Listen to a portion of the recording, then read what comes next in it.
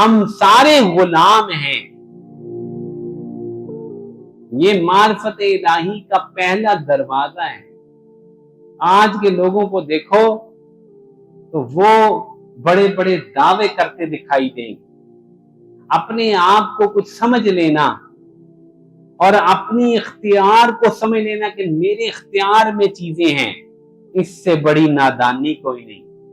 हाँ, चुनांचे रसूलुल्लाह सल्लल्लाहु अलैहि वसल्लम तो यूं आजी फरमाया करते थे, अल्लाहुम्मा इन्नी अब्दुक वब्नु अब्दिक वब्नु अमतिक। ऐ अल्लाह, मैं आपका गुलाम हूं, आपका बंदा हूं।